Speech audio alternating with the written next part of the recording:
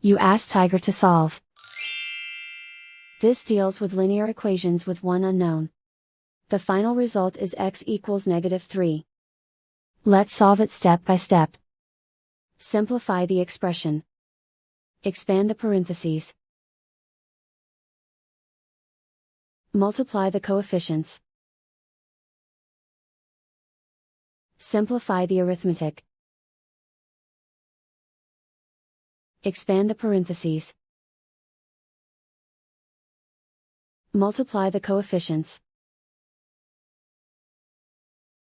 Simplify the arithmetic. Group all x terms on the left side of the equation.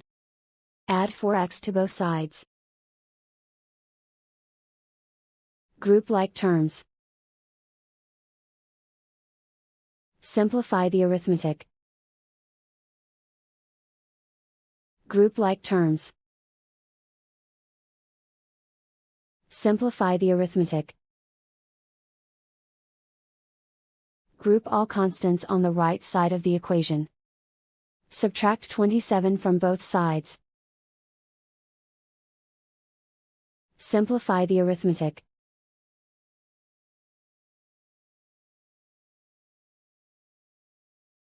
Isolate the x.